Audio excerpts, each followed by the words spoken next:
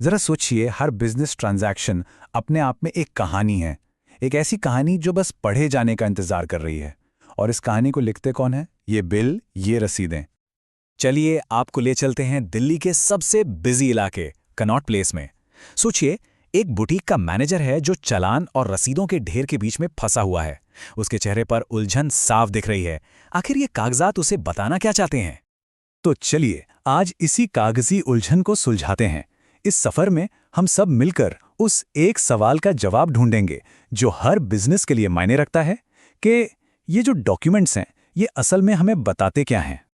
ठीक है, तो हमारी कहानी की शुरुआत होती है सबसे पहले और सबसे ज़रूरी डॉक्यूमेंट से। इसे हम कह सकते हैं किसी भी सेल का बर्थ सर्टिफिकेट।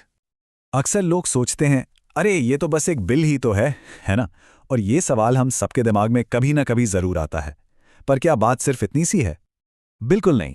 सच तो यह है कि टैक्स इनवॉइस महज एक बिल नहीं है। ये किसी भी सेल का ऑफिशियल बर्थ सर्टिफिकेट है।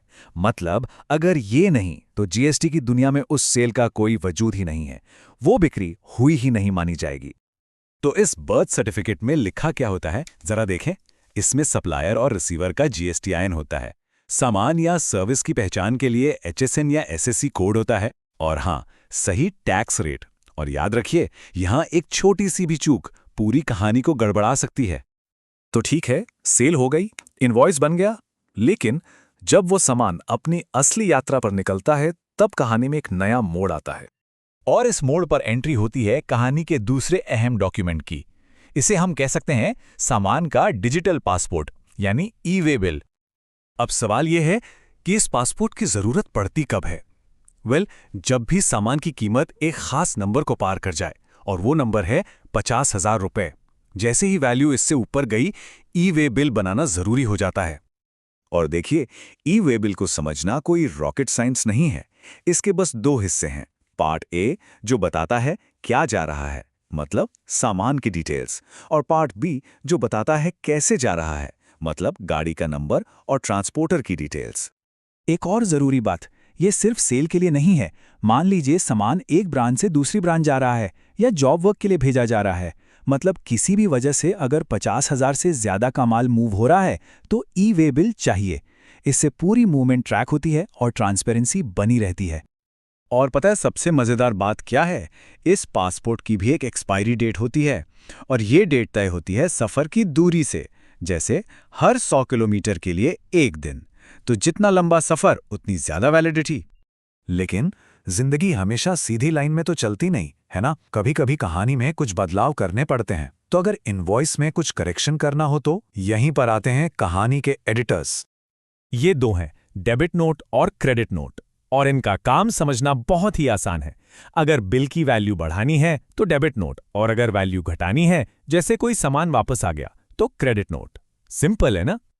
इनके अलावा भी कुछ और डॉक्यूमेंट्स हैं जो कहानी में अपनी अपनी भूमिका निभाते हैं। जैसे कि बिल ऑफ सप्लाई, जो तब बनता है जब सामान पर जीएसटी नहीं लगता, या फिर रसीद वाउचर, जो एडवांस पेमेंट का सबूत होता है। हर डॉक्यूमेंट का एक खास मकसद है। तो अब तक हमने कहानी के सारे किरदारों को देख लिया। अब चलिए इन सब धागों को एक साथ जोड़ते हैं और समझते हैं कि ये पूरी कागजी कार्रवाई आखिर इतनी जरूरी क्यों है। क्योंकि बात सिर्फ कागजों की नहीं है। असल में जीएसटी डॉक्यूमेंटेशन का मतलब है भरोसा। जब हर ट्रांजैक्शन का हिसाब साफ सुथरा होता है तो बिजनेस में एक दूसरे पर भरोसा बढ़ता है, और यही एक मजबूत इकोनॉमी की नींव है। तो अगर हम एक सिंगल ट्रांजैक्शन की पूरी कहानी को देखें तो ये कुछ ऐसी है। सबसे पहले टैक्स इनवॉइस से बिक्री का जन्म होता है। फिर ई वे बिल के साथ वो सामान अपना सफर तय करता है।